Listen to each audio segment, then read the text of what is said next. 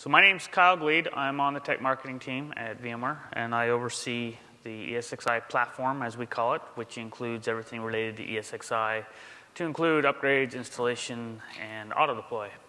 So we're going to take the next hour, and we're going to talk a little bit about auto-deploy. Quick show of hands, how many people are actually using auto-deploy today? Okay, so a good number. So auto-deploy was first introduced in 5.0. And we will be talking about how auto-deploy works, and I will have a summary at the end where I'll kind of highlight some of the differences, what's new in 5.1.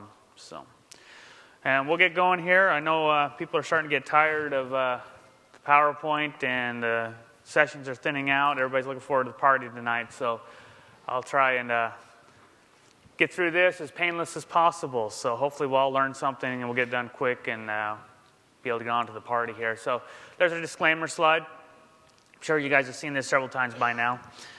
Just anything I talk about that's future related, roadmap related, just keep in mind that's subject to change. Okay, as far as the agenda goes, so I will start with a quick overview of auto-deploy, just make sure everybody here understands what it is, the components, how it works. And then I'm going to jump in, and whenever I go out, and I've been talking auto-deploy for a year now, when it first released 5.0, and I've been talking a lot about it.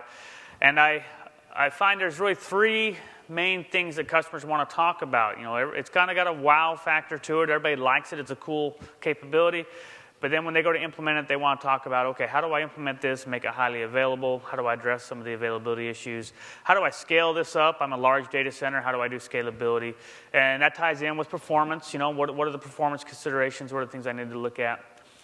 And then we'll talk about all those. We'll talk about how to architect and the things you want to take into consideration. We'll also highlight some of the limitations and what are the known issues that we know about and we're working on for the future. And then I'm going to have a short little session where I talk about the Power CLI. So Power CLI is required with auto-deploy. There's a couple places it's required, and I get a lot of questions about that as well, because a lot of folks, you know, you're either in one of two camps. You're either a Power CLI advocate, you use it a lot, or you're somebody who hasn't really been exposed to it yet, and you have a lot of questions. So I will talk about Power CLI. We'll talk a little bit about the interface, and I have some examples here of kind of what you'll need to do as far as Power CLI. And we'll talk a little bit about the GUI plugin, the GUI fling that's available. Then we'll talk about some other considerations, and then we'll wrap it up with kind of a highlight of what's new in 5.1. So let's go ahead and get going. We've got a relatively small group, so I think if you have questions, you go ahead and raise your hand throughout, and as long as we can keep on task, we'll go ahead and field those. If we start to fall a little bit behind, I may ask you to hold off to the end. All right, so as far as the overview, so I wanted to start with a slide. I want to talk about, put on my marketing hat. So I'm a technical marketing, so it's kind of technical and I'm marketing. So let me put on the marketing hat, and I want to just talk about why use auto-deploy. What are the benefits? What's it doing for us? So when I first started out, I had a lot of information on the slide. I pretty much had an eye chart. So I stepped back and I said, okay, if I can group this into categories, what do I end up with? And I came up with really three main categories. And these are reasons really why what I'm seeing customer feedback telling me this is why I'm implementing it, because I want to be able to achieve the stateless, for example. So stateless, when auto-deploy first came out, there were some people referred to it as stateless Esxi, and that stateless term has kind of stuck. And essentially what stateless means is diskless. So you're basically taking a server, CPU memory, and you're running it with no disk, and you're basically using auto-deploy to install Esxi directly into memory. And then you're using the host profiles to configure the host. And because all the configuration information, it resides off the host, because it resides in vCenter on that host profile, we tend to call that the state information. And because all the state resides off the host, we refer to the host as being stateless. So that's where the stateless comes from. So when we talk about stateless Esxi, we're talking about auto-deploy. And the significance there is it's diskless. And when you go with that diskless architecture, there's a lot of benefits. Not only do you not need local storage, so you can save money on procurement costs. If you're running blade chassis, simplifies your architecture a little bit. And also if you're running a big environment and you're using boot from SAN. If you have 500 hosts and you can boot those hosts without any disks, that's going to simplify your storage configuration, because you no longer have to provision 500 boot LUNs. You no longer have to go in and set up all the zoning and LUN masking and all that stuff. So it can help reduce costs. It can help simplify storage configurations. And it also, it is based on Pixie boot, so everything's network boot. And it also makes it easy to, depending on your architecture, you can move hardware between different environments with a little bit more ease because you don't have to worry about that local boot disk and, having to worry about changing IPs and things when you want to move a box from one cluster to another, for example. Agility, the ability to respond to workload shifts, the ability to quickly reallocate capacity. And one of the things here about the agility, we talk about elasticity. We talk about, hey, I'm running in this environment. I need to be able to add capacity very quickly. And maybe I need to take some capacity from one environment over to another environment and do that very quickly. And auto-deploy is going to give you that capability, kind of that elasticity. We enable that elasticity. So it provides a lot of flexibility, a lot of capabilities around moving capacity and adjusting to shifts in workflow as well. And then finally, control. And I think this is probably one of the ones that's probably more common. If I have 500 hosts in my environment, that's 500 hosts. I have to worry about configuration settings. Does everybody have the right settings? Does everybody have the right patches? And if I find out I need to deploy a patch, that's 500 hosts I have to go out and deploy. So that's 500 hosts I have to go out and either through Update Manager or the ESXCLI command, but I have to install that patch. With something like auto-deploy, everything's centrally managed. So the image profile that you install on the host, you can simply go apply that patch once to an image on the auto-deploy host, reboot your host, everybody's patched. You need to back that image out, go in, take the image off that one place, reboot your host, everybody's back to where they were. Configuration, your configuration is centrally managed on that auto-deploy server as well. So that centralized configuration management. So you take these three together, you go into a diskless architecture, you're going to an architecture that makes it very easy to install, configure, deploy your host, and you're going to an architecture where everything's centrally managed, so there's a lot of benefits to auto-deploy. So if we kind of move away from the marketing side, and let's jump into the technical side, okay, so I get all these things through auto-deploy, now how does this work? So let's talk about the components that make up auto-deploy. So auto-deploy is based on Pixie. It does require Pixie boots. We do have to have the Pixie infrastructure in place. And essentially what that entails is having a DHCP server and a TFTP server. And then we go in and set some options on our DHCP scope so that when the host boots up, gets his network identity, he can be handed off to the TFTP server where he can download the Pixie boot file. The base is going to tell him how to go ahead and contact the auto-deploy server. Power CLI is a required component, so we do need Power CLI, and there's two places you're going to use Power CLI. You use it to basically upload the image profiles to the auto-deploy server, which I haven't talked about yet, and then you also use it to create the rules that the auto-deploy server will use when the host boots up. So there's a couple of places, and right now Power CLI is required to do that. We don't have an alternate way of doing that, so Power CLI is required. There is an auto-deploy server, and the auto-deploy server is included on the vCenter installation media. So when you put the vCenter disk in, you run the auto-run, you'll see auto-deploy is one of those options. You install the auto-deploy server, you can install it on Windows. It's very quick, very easy to set up. Now, even though we install it and we treat it as a single entity, it's important from an availability and a scalability perspective to understand that it's actually two things that make up the auto-deploy server. There's a web server and there's a rules engine. And as I go through the session, I'm going to be talking a lot about the web server and the rules engine and kind of how they tie in, and particularly in the context of availability and scalability. So keep that in mind. And then the last thing we have is vCenter. And more specifically, of course, vCenter is where we're going to manage our host. We're going to add our host to vCenter, add it to the inventory, and manage it. But more specifically, in the context of auto-deploy, we use host profiles, and host profiles are part of the vCenter. So those are the components. That's what we need. So let's go ahead and let's put these components together, and let's talk about how auto-deploy works. So when I go over here to the example, the first thing you'll notice is the Power CLI goes away. So Power CLI is required to set up the infrastructure, but it's not required to boot your host. So you basically use Power CLI to upload your image profile to the auto-deploy server. You use Power CLI to create the rules. Once that's done, Power CLI is out. When you boot your host, you don't need Power CLI. So the Power CLI is required to set up, but it's not required as part of the boot up. The way it works is I bring in a new host. I turn down, bracket, cable it, turn it on, and when I turn it on, it goes out, does a DHCP boot request. Goes out, contacts the DHCP server, gets its network identity. I always recommend that you set up static IP reservations for your ESXi hosts, so they always get the same IP from the DHCP server. In addition, you're going to set two scope options. You're going to set scope option 66 and scope option 67. Those scope options, 66 basically points the server to a TFTP server, gives it the IP address of the TFTP server, and 67 tells it the PXE file that he needs to download from that PXE server. So he does that DHCP boot, goes out, gets passed to the TFTP server where he downloads that iPXE boot file. That iPXE boot file basically gives him the information he needs to go out and connect to the auto-deploy server. When he connects to the auto-deploy server, he's going to pass in some information about himself. This information includes things like his MAC address, his IP address, his vendor, whether he's an IBM, a Dell, a VMware, a Cisco, what kind of box he is. There's a list of attributes that he passes in. Those attributes then get passed up to the rules engine.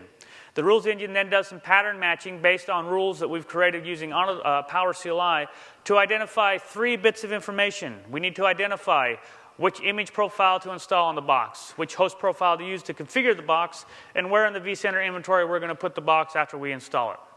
Okay, so those 3 bits of information get calculated, determined using the rules we define, and then the image gets copied to the host. And again, this host is running with no disk, so the image gets loaded into memory. And then in addition, after we load the image into memory, we copy the host profile definition onto the host. Now, it's important to make a distinction here. We have not configured the host at this point. We've simply copied the configuration to the host. The host configuration gets applied when the host connects to vCenter. So after we copy the information to the host, we connect it to vCenter. It will connect in maintenance mode, at which time it will be added to the inventory if it doesn't already exist, and it will be, the host profile will be applied by the host profile engine, at which time the host will be configured and taken out of maintenance mode and be able to host virtual machines. Every time you boot the box, it's going to repeat this process. Remember, there is no boot disk. So every time you boot the box, it's like a fresh install. It's a fresh configuration. So that really helps with issues like configuration drift. You're kind of moving away from a situation of, I installed the box, somebody made a change, it's broke, I got to sit and figure it out and reverse engineer the change and fix it to, you know what, the box is broke, get the VMs off it, reboot the box, it comes up in a consistent state off the image and the configuration, just like a fresh install. Okay, so that's an overview of how auto-deploy works. Okay, so now the first thing that comes up, and many of you are probably sitting there right now thinking is, okay, so what happens when I can't PXE boot? So my host is PSODed, it crashed, VMware HA has failed my VMs over, and so now my box is trying to boot to join the cluster, but it can't boot because there's something wrong. He can't contact the DHCP server, he can't contact the auto-deploy server. So the first thing I would kind of bring up in this topic of availability is, remember, the host, when it crashed, hopefully you're running your host in an HA cluster, and HA will protect your VMs. So host downtime does not mean you have VM downtime. So it's not saying that we're sitting here eating VM downtime, that our customers are affected. What it's basically saying is you've had a host crash. VMware HA has hopefully done his job. So what we're talking about here is you're unable to return that compute capacity back to the cluster. So how do I get that compute capacity back into the cluster? So a couple of recommendations here. I'm going to talk about 3 different recommendations on the topic of availability. So each kind of adds a little bit more into the availability equation to help us get a little bit closer to having a high availability solution. The first thing you can do is run those infrastructure components, and by infrastructure components I'm talking about the DHCP server, the TFTP server, vCenter, auto-deploy. Run those inside of virtual machines. And then run those virtual machines in an HA cluster so you can use HA to protect the infrastructure. That way, if you have any hardware outages or you have any problems with the servers that are hosting these VMs, you can rely on HA to fail things over. If you have any spikes in utilization, you can rely on DRS to kind of move things around to keep things balanced. So that's going to go a little ways towards helping us in the availability, because it's going to make sure that if the VMs, we have hardware problems or physical server issues that affect our infrastructure, VMware HA will keep those VMs running. So that helps with availability. In addition, we have vMotion, storage vMotion, so we can do move things around to kind of help avoid, if you have planned maintenance and you got a bug, the box is acting up, you can go ahead and do that. And then you got DRS to help balance that workload. So you have a question? Yeah. Can you answer the chicken or the egg there, whether you're building a new infrastructure, right, or you lose complete power? Okay. So Yeah, so his question is basically, okay, I've taken your advice and I've put all my hosts into VMs, all my infrastructures into VMs. Now I have an all host down scenario. So what happens in this situation? I got a chicken and egg problem. All my hosts are down. My hosts are using auto-deploy. In order to boot those hosts, I need to have the DHCP server, the TFTP server, the auto-deploy server running, but I can't bring those VMs up until I have a host up, so I've got a chicken and egg problem. So how do I address that situation? So what the recommendation here is to implement a management cluster in your data center, a management cluster or an infrastructure cluster, but basically take 2, 3, 4 hosts and servers and run them in a cluster that does not use auto-deploy infrastructure. So you're going to run these off local disk. You're going to boot off, you're going to boot them as a normal, traditional host, and then run the infrastructure VMs on that cluster.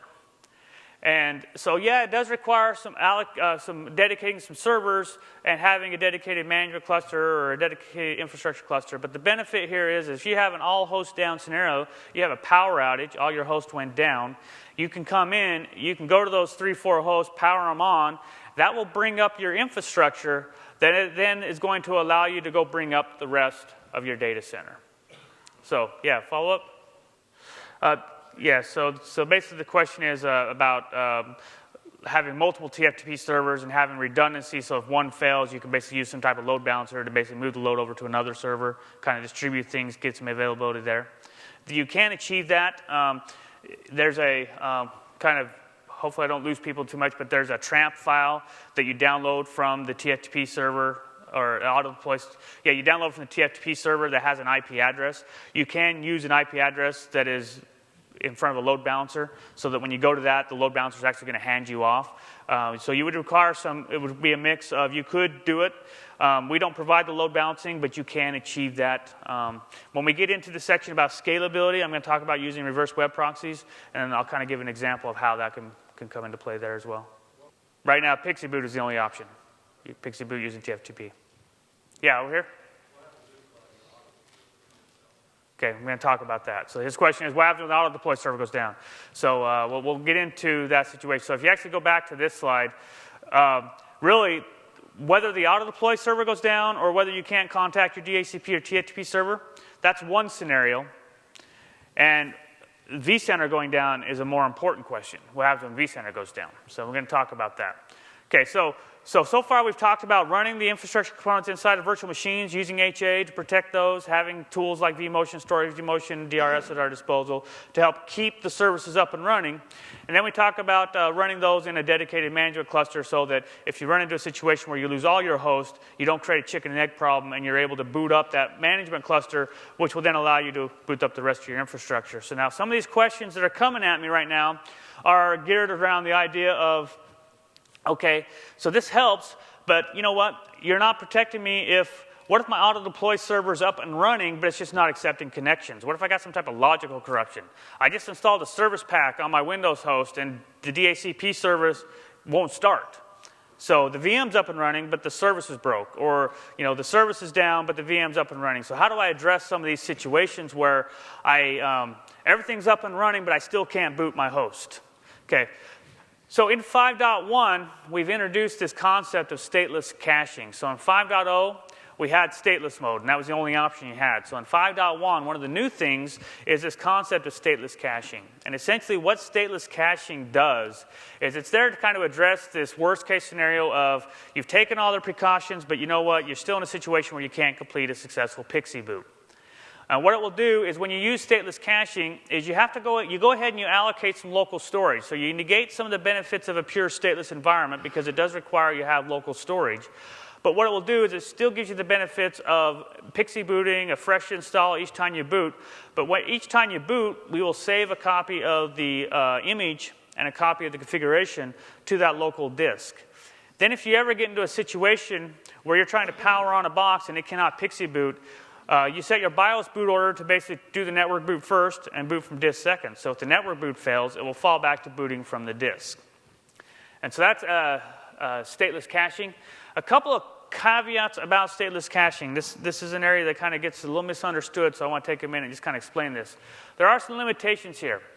Remember I mentioned that we copy the image to the host, and we copy the host profile definition to the host, but we don't actually apply the host profile until you connect to vCenter. When you use stateless caching, we copy the image to the disk and the host profile to the disk, but we don't apply the host profile to configuration. So when you boot up off the stateless cached image, you're booting up into a vanilla install without the configuration. If vCenter is available, if the host can talk to vCenter, so say it was just an auto-deploy problem or a PXE boot problem, but vCenter is still up, the host will boot up, he will connect to vCenter and get the host configuration applied. If vCenter is not available, it will boot up, but it won't have any configuration.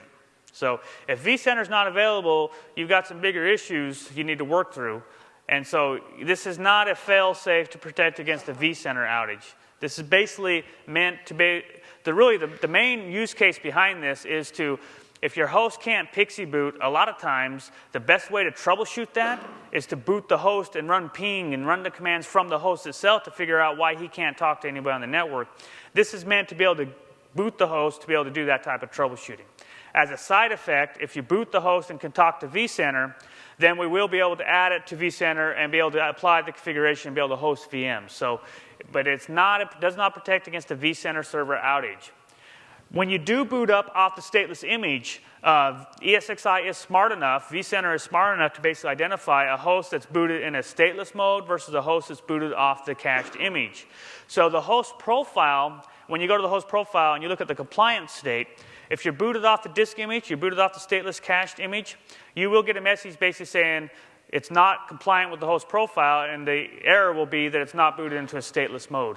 The only way to fix that is to reboot the host into a stateless mode. There's no way to go in and like acknowledge, reset to green, or clear that. So I've had some people in the beta program and stuff who, they had the idea that I had some remote host access to the vCenter auto deploys kind of hit and miss. I want to be able to use this stateless caching so when they boot up, if they can contact, great. If they can't, they'll still boot up. And they get that warning, and they don't like that warning because their monitoring system won't quit alerting them because their host is not compliant with the host profile. They want to manually clear that, but right now it's a limitation. You can't do that.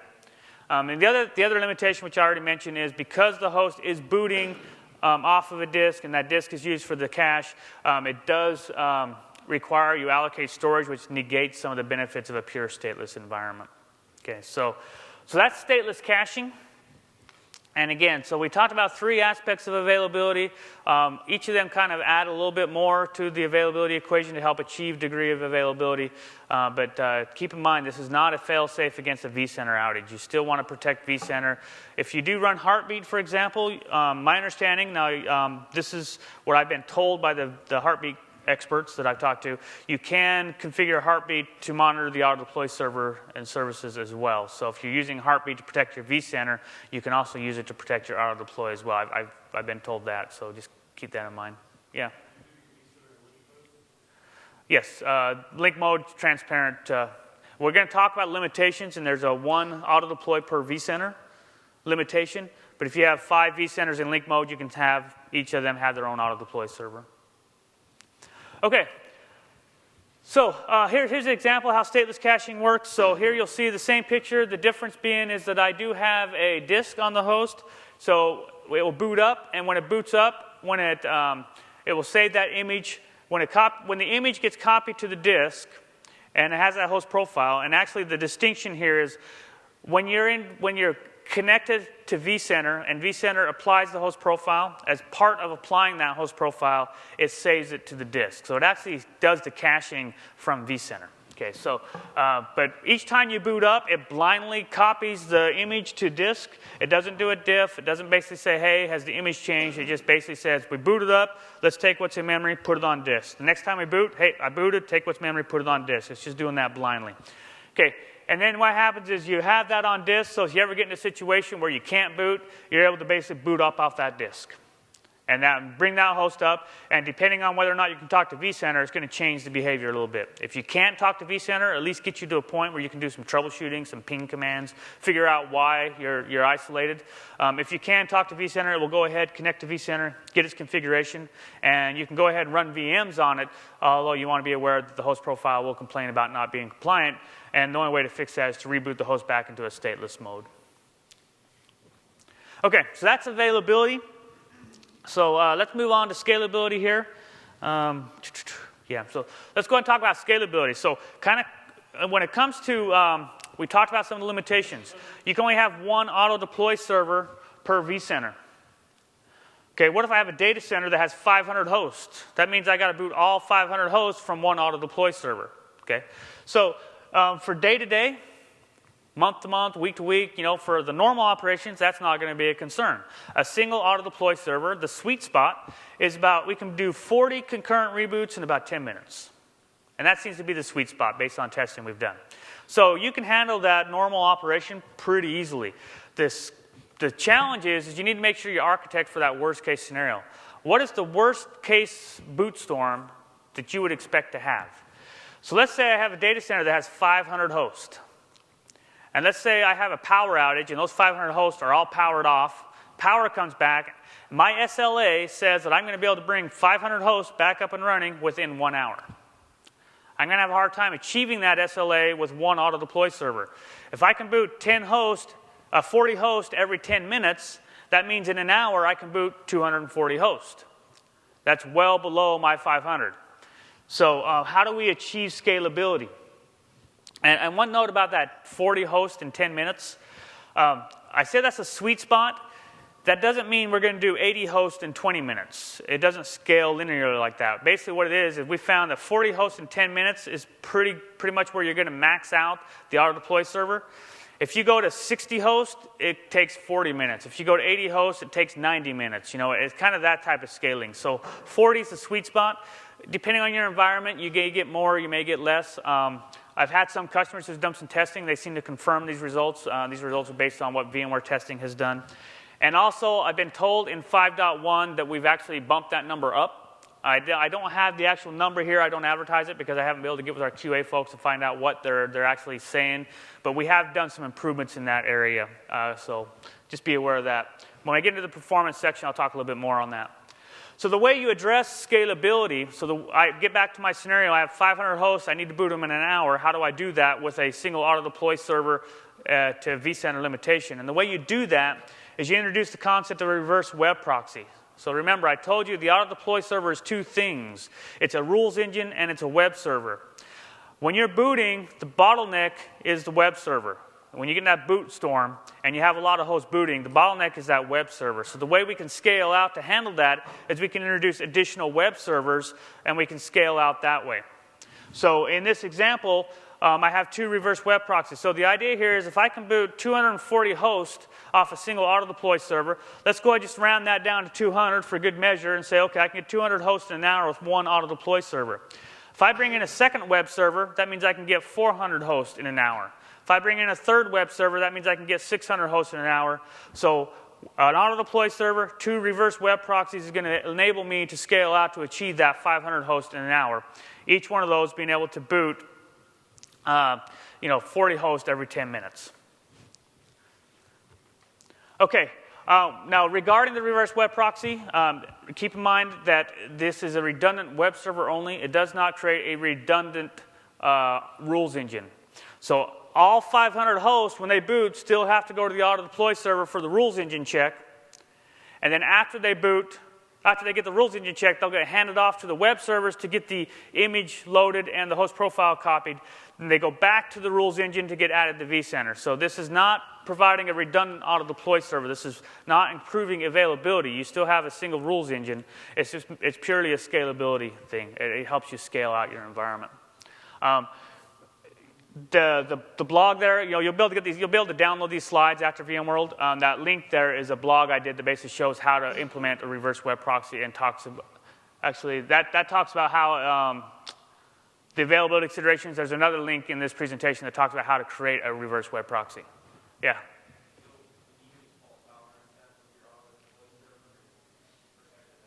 No, you don't want to do that. And that's because if we get into performance, the first slide here, CPU is your bottleneck. And if you're using fault tolerance, you're going to overwhelm it. And fault tolerance is single processor. And so you don't, in a small environment, you could get it to work, I'm sure, but it's not going to scale very well. Yeah? No.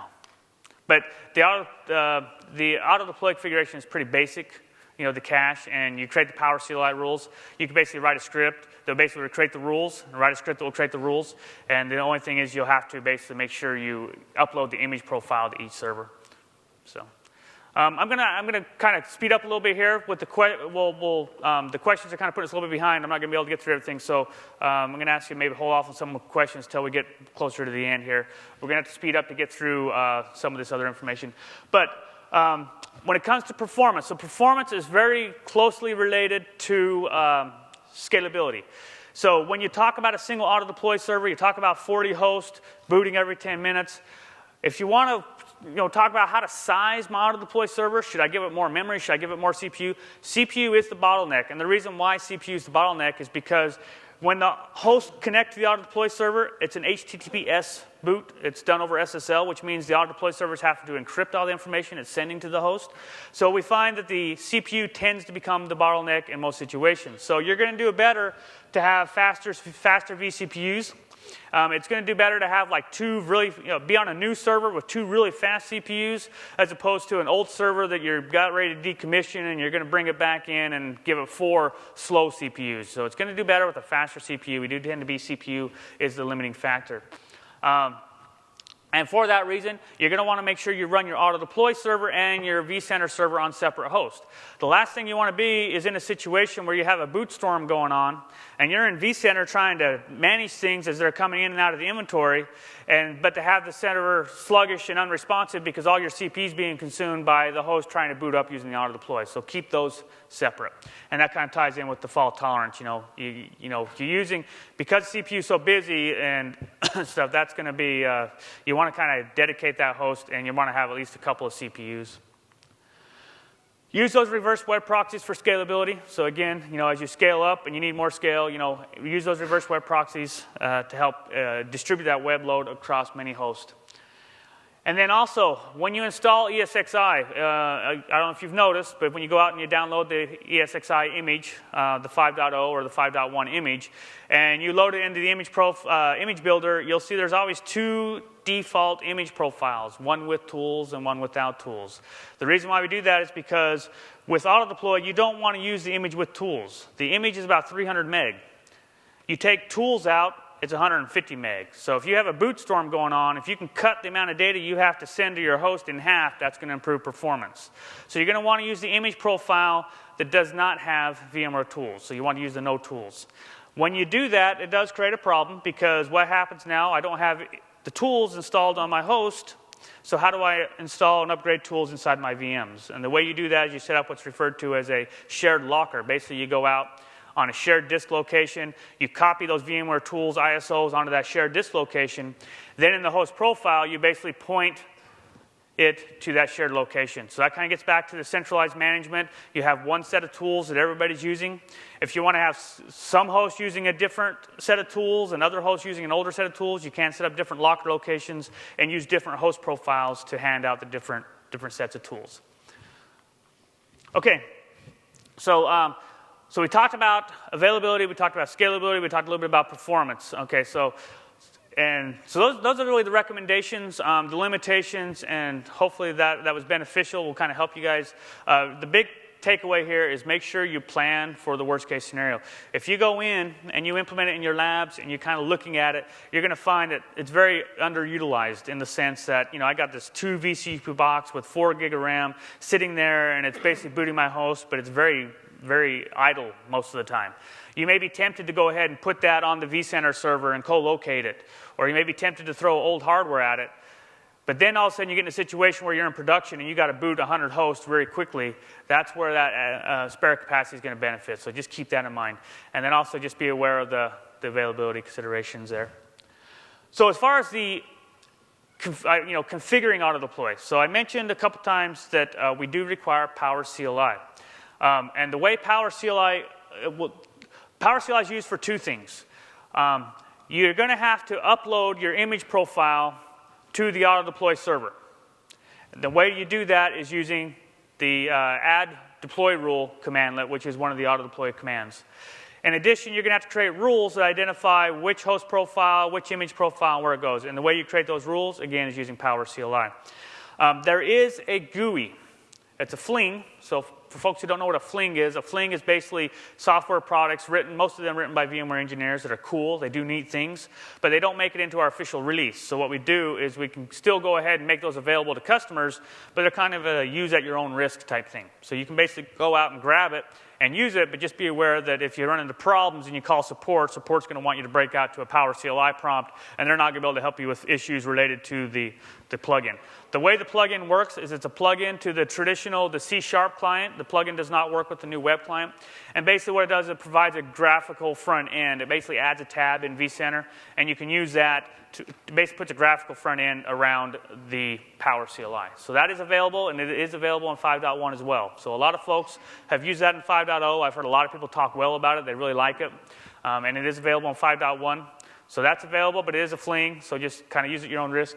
But you do need to, even with that, I would still recommend you take some time and get familiar with Power CLI. So Power CLI is really not that involved. You'll see here I've done a command. I've opened up Power CLI. I've run a get-deploy command, and there's about 20 separate commandlets, as they call them.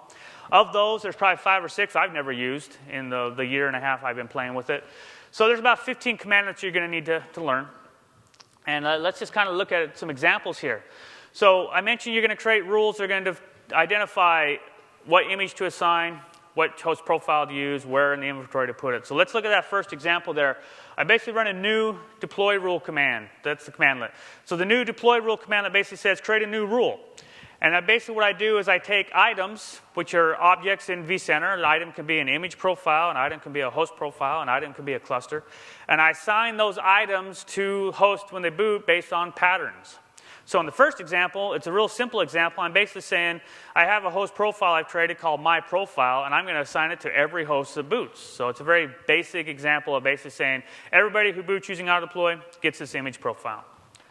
The second example is a little bit more involved because what I'm doing is I'm basically saying, okay, this time I'm actually going to use a pattern. I'm going to say anybody who boots who's in the IP range of .50 to .60 gets the host profile stateless. So you can kind of see how using the patterns you can identify. So I can set it up so that if I have a mix of Dell, HP, IBM boxes, I can have them boot up, and they can use different images. They can get different clusters. They can use different host profiles. And this is where you get into no scripting. So you can basically have your data center booting using auto-deploy, handing out different images and different configurations, and do that all based on this pattern matching on the rules engine, and there's no scripting involved.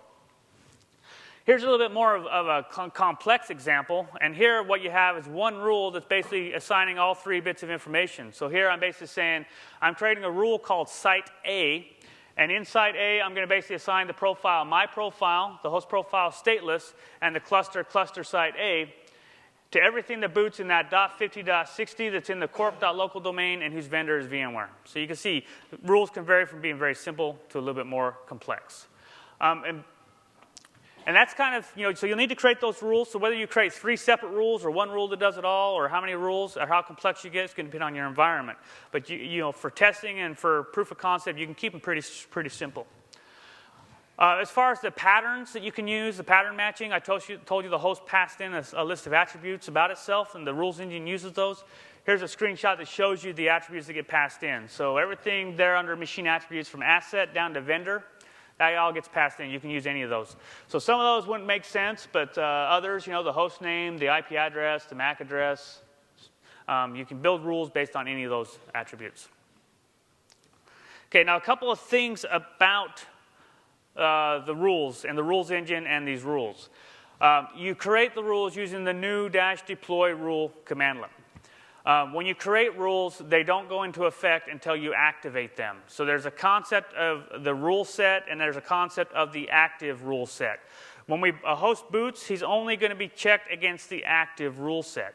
So if I create 10 rules and I boot a host, he's going to complain, hey, I didn't find any matches on my rules, because none of those rules are active. So you have to activate the rules, and the way you do that is using the add-deploy rule commandlet. It can be confusing because new and add are kind of synonymous. You think add a deploy rule is going to create a new rule, but it doesn't. New creates the new rule, add adds it to the active set. So that's a distinction that you'll want to pay attention to. So in the example here, you can see, even though I have 5 rules created, only 3 of the rules are active. If I want to change an active rule, I could basically do the remove deploy rule to deactivate it and add deploy rule to activate another rule. So you want to keep the idea of the active rule set and understand active rules versus just rules that have been created is something you want to pay attention to. That's an area that trips a lot of people up. In addition, here's just an example of where I've done the add deploy rule to assign it, and then after you do that, it will show you a list of all the active rules. So pretty straightforward. In addition, another area that trips a lot of people up in doing POCs and proof testing and stuff is the host boots up, goes to the rules engine, and basically the rules engine parses, does the pattern matching, and comes back and says, okay, host 1, you get image 1, you get host profile 1, and you go in cluster 1. Okay, then you turn around a day later and you boot host 1 again, and it goes to the rules engine. The rules engine doesn't go through and do the pattern matching. What he does is he remembers what he used before. He says, oh, I remember you. You get image 1, host profile 1, go in cluster 1, and just uses what it's cached. So now let's say I want to make host 1 use image 2 and not image 1. So I go in and I create a new rule. I update my rule. I activate that rule. The host boots up, and he's still getting image 1. The reason why is because even though you've updated the rules, you haven't updated the cache. So we do cache the information. We do remember the information about each host. So if you update the rules, you need to go in and update the cache. And the way you do that is using this very long check-deploy rule set compliance and repair-deploy rule set compliance. So, and this is one area that I'm working with PM. We definitely need to fix this. It's something I don't like. In a nutshell, the way I handle it in my environments is I basically have 2 Power CLI scripts. One of them is a check, and one of them is a fix. And if I run it, it basically does a for each loop of all the hosts in my cluster. And basically for each host, go through and do the check. And if it finds that it needs to be updated, we'll do the update. So a little bit of automation there I've done with a simple Power CLI script. But this is another area where I get a lot of people who call me up and say, hey, I'm doing a POC. I'm trying to get this working. I'm trying to use a different image, but it keeps booting off the old image. What do I need to do? Well, did you run a check and repair? And then, oh, okay, yeah. So that's another area you get tripped up on. And here's just an example where I've run a test-deploy rule set compliance, and you'll see it's come back in that red box on the top as non-compliant. And the way I fix that is I didn't run a test, and I pipe it through repair, and then when I run the check again, it comes back with an empty item list, which means it's compliant. So a couple of gotchas on the Power CLI. Rules need to be activated. Only activated rules are going to be used. And then if you're rebooting host and you're making changes, you need to make sure you repair the cache. Okay. As far as additional considerations, so we are running in a stateless configuration, assuming we're running in a stateless configuration. So if you don't have a local disk on the host, and it's just CPU and memory, and it boots up, the logs are going to end up going into a RAM disk, going into memory. Okay, so by default, when you install ESXi on a host, on a disk, it's going to basically install ESXi. It's going to create a 4 gig region on disk as scratch. And it's going to mount that up under the scratch directory. And then all your logs are going to go there. If you boot up in an environment where it doesn't have a 4 gig region of disk, or it doesn't have a disk, such as using auto-deploy or booting off a USB, it doesn't error. What it does is it basically says, hey, I can't put scratch on disk, so it just puts it in var temp. Your logs are running in memory. That's important to remember, and it's important to understand because it has implications from both a security and an auditing perspective as well as a troubleshooting perspective. If every time I reboot my host, I lose my logs, then that means if I'm an admin, I go in and I do something like unmount a data store and cause some downtime, and all of a sudden people are like, who did that? I can go reboot a host and boot up, and there's no record that I unmounted that data store. So from a security perspective, from an auditing perspective, you want to keep that in mind, as well as from a troubleshooting perspective. If you're having problems with the host, usually one of the last things you do before you call support is reboot the host. First thing support's going to do is say, send me your logs, and when you send your logs, you're going to send a bunch of empty logs because you just rebooted your host. So it's very important that you have your logs on a persistent data store. And it's very easy to change the location of the logs. You can go into the host profile, and you can change the log directory. You can put it on any data store. It's very easy to do. It's just you want to be aware of that, and make sure your logs are going to persistent store. Another option you have is you can set up a remote log host. You can use syslog. I have a lot of customers who say, you know what, I'm going to go ahead and leave my logs in var temp, but I'm going to set up a remote log host. And so that way I'm logging both places. So my logs are persistent, they're on the log server, and then I don't have to worry about making those changes. So that's just something to keep in mind there. In addition to the logs, core dumps are another area that you have to watch. If the box PSAWs and generates a core, if you don't have a local disk, where does that core to go? The core's in memory, and it goes away when the host boots. So if you want that core to be available for diagnostic troubleshooting, you need to make sure that core goes to a persistent store. And so what you can do is set up a dump collector. So on the vCenter installation media, in the additional components, you'll see there's an auto-deploy server, there's a syslog collector, and there's a dump collector. The syslog collector is a very simple syslog service that runs on Windows that you can use, and the dump collector is a Windows service that you can use to collect your dumps. So those really are provided large part because of auto-deploy. Because you don't have the disk, we need to provide those tools for you. So keep in mind that you have the syslog collector, the dump collector, and you want to pay attention to where your logs and where your dumps are going. In addition, when you set up your host to join Active Directory domains, if you're using auto-deploy to bring new hosts in, and you want to add those hosts to Active Directory so you can use your Active Directory credentials, and one of the new features in 5.1 is we've moved away. There's no longer a dependency on a shared root account. You can now log in as an Active Directory user with full admin privileges to manage your host. So I think a lot more people are probably going to want to start doing this now that that capability exists. When you add host to Active Directory, you can do that using the host profile. You have two options. One option, you can just go ahead in the host profile and provide the admin user, the domain admin user, the domain admin password, and store that in the host profile. A lot of people don't like that. They don't want to do that. So what you can do instead is the Authentication Proxy. Similar to the syslog collector, dump collector, the Authentication Proxy is another Windows service available on the vCenter installation media that you can install. And when you install the Authentication Proxy, what you do is essentially set up a server that has a trust with Active Directory. And then when the host boot up using auto-deploy, they'll go to the proxy, who will then go to Active Directory, authenticate for them, and be able to add them. So that way you don't have to store those Active Directory credentials in your host profile. I've already mentioned setting up a shared locker. So you want to use the image with no tools, and you want to put your tools in on a shared data store, and you want to configure in the host profile. And here's an example where you would set that, the product locker location, and point to that shared location. So again, you want to use the image without tools, because that's going to cut in half the amount of data you have to send to your host when you're booting, and that's particularly relevant in a boot storm. And then when you do that, though, you'll need to set up the shared locker so that you can still update and install tools inside your VMs.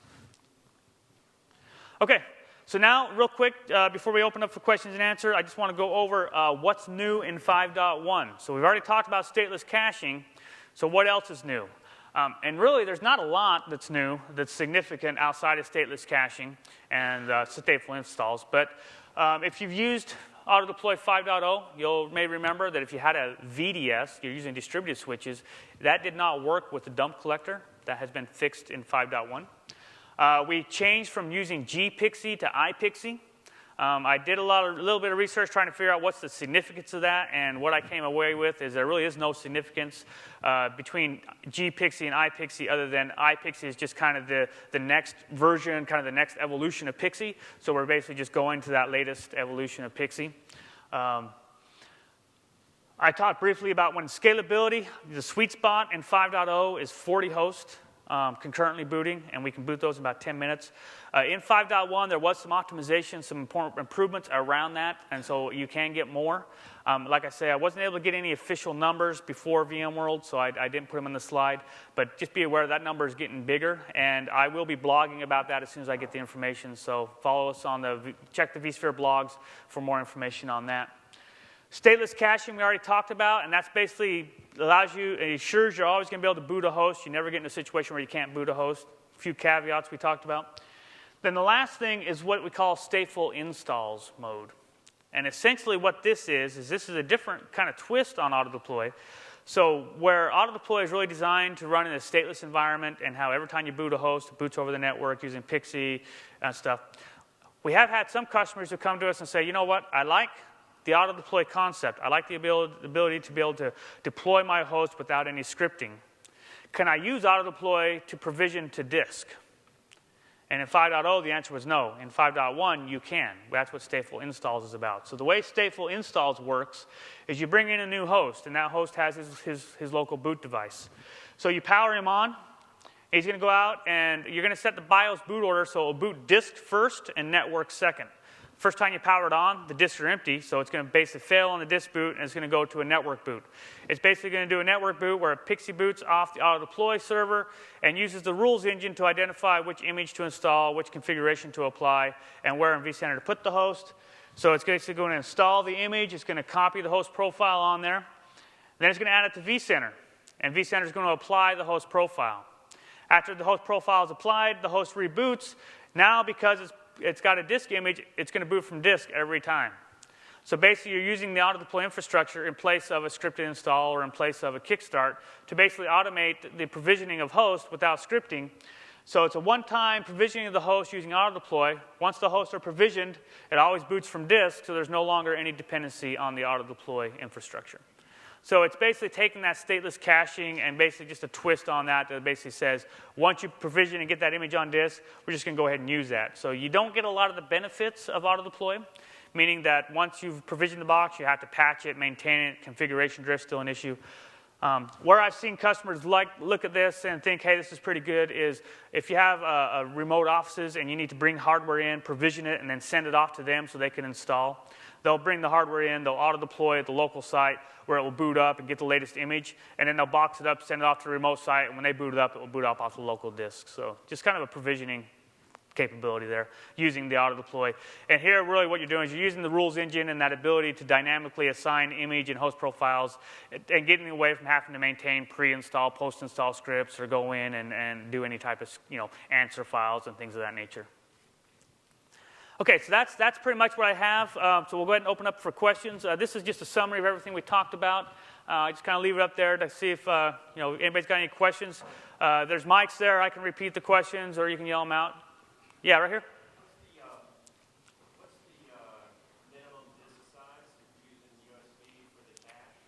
And also if it runs in RAM, how much RAM is it on? Okay, so the question is, what's the minimum disk size? Like if you're booting up, and then now there's a follow-up question. So first of all, to install ESXi, the minimum disk you need is 1 gig. You need 1 gig to install. If you take a 16 gig USB and you install ESXi, we're only going to use 1 gig. There's no benefit to using a large USB because we will not put scratch on a USB. And the reason why is because those USBs send it to large amounts of I/O. If I'm putting my logs, I'm doing a lot of writing, it will wear it out prematurely. So if it's USB SD, we will not put cache on there. So if you're using USB, we're going to use 1 gig. That's the minimum to install. We recommend, in the guide, it basically says 5.2 gig is recommended. And the reason why is because the 1 gig, then the 4.2 gig is the scratch partition that we're going to create. If you're using auto-deploy, obviously there is no disk. But if you're booting from USB, if there's a local disk, it will use it. If there's no other local disk, scratch will go in memory, in which case you go change the location of your logs like we talked about. And then what was the follow-up? What was the other question? What's the size? Oh, so if you're running it in var temp, basically it's just whatever's there. We don't pre-allocate any space. So if you have 500 meg worth of logs, you're using 500 meg worth of memory. You delete half those, you're using 250 meg worth of memory. So it's going to change based on your utilization. But there's no pre-allocation, or we don't allocate 4 gig and keep that reserved. The Stateless OS, how much space is that taking up? Oh, Stateless OS? Yeah, just however the size of the image is. So 300 meg. Yeah.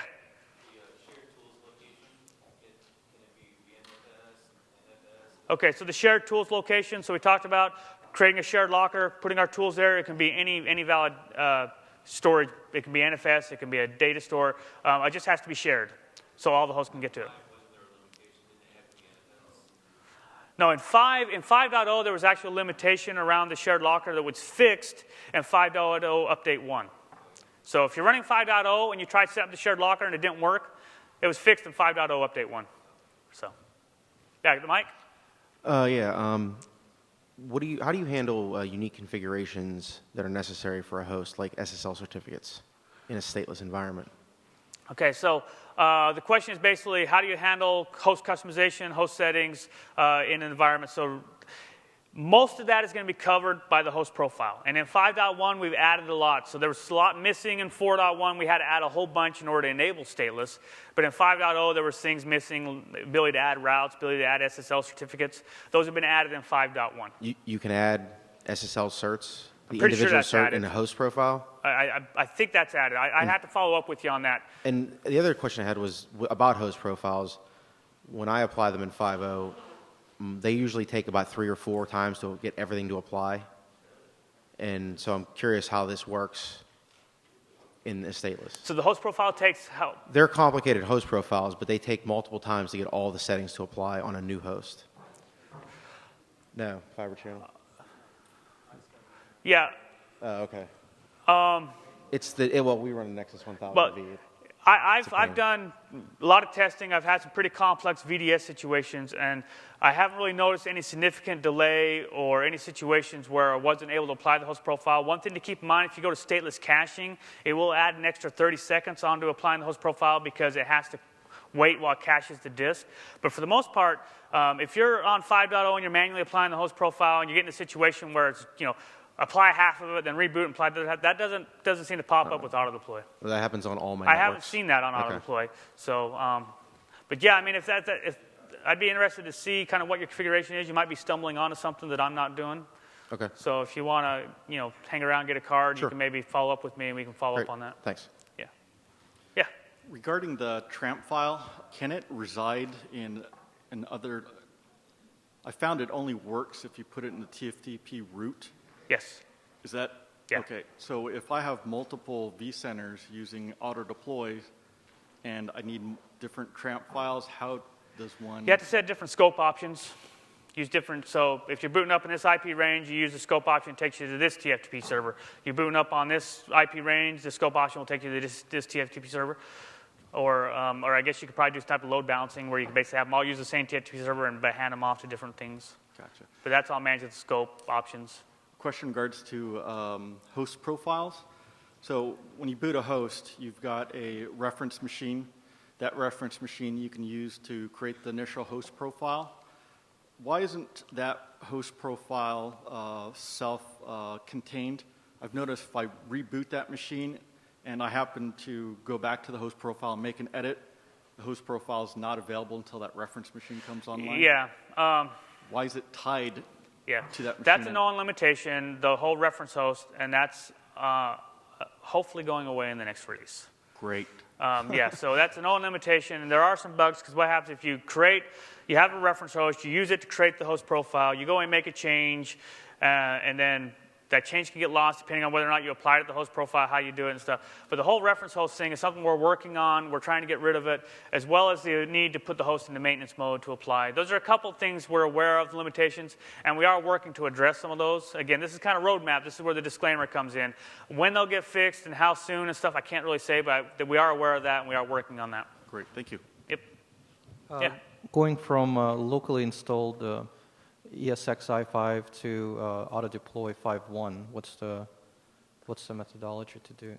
You're talking about like from an upgrade perspective? Correct. You're going to want to go in and you're going to want to get the host up to 5.1 and get the host profile created. And then you're going to go in and update the host profile to switch over to that stateless mode, edit your BIOS settings, and do everything. The key is, in order to keep that configuration, there is really no upgrade path from a local boot to auto deploy. You're changing the architecture. But as long as you can get it to 5.1 and save that configuration off in a host profile, then when you boot it on auto deploy, you can bring that configuration back. But you'll want to watch out because if you're local data stores, you want to get information off the local data stores. When you go in and you set up auto deploy by default, I don't know if it will step on any local disk. I think it will just ignore local disk. But when you do like stateless caching, there's an option there where you can tell it whether or not to override any existing VMFS data store. So you want to kind of be wary of that. That's probably the only thing that I think of might burn you. Okay. And that local cache is it's smaller than the installed profile, right? No, when you do stateless caching, the image that gets written to the disk is the exact same image that would be written if you did an install. It's still 1 gig in size, and it's basically we create that setup in memory, and you run from it, and then when we cache it, we just write it to disk. It's just like if you'd done an install to the disk. So if you boot up the stateless cached image, the disk looks just like if you'd done a fresh install. So it would still have like what do you call it, like bin 1, bin 2 with a the boot banks. It's basically the same disk image that you would install. It's just rather than you installing it, the host profile is copying it to disk, based on, when the host profile gets applied. The question is in regards to the Power CLI. Can you use Power CLI to export to an XML file the host profile, so then you can leverage that, let's say, XML file and do changes and apply it to other hosts? You can export and import host profiles. You don't need to go through Power CLI. There's the ability to import, export host profiles. Along with all the customization, like everything. What's that? Along with all the customizations, like, you go in and you do changes, you tune your stuff, like, you do certain changes to that particular host. When you export the host profile, will that contain all the custom settings? You have to make sure the host profile is up to date. When you export it, it will have whatever settings you have. Everything? Yeah, in the host profile. Okay. Yeah. Okay. All right, so they're giving me the sign we got to get out. So anybody's got any other questions, you can follow me out the door. Thank you.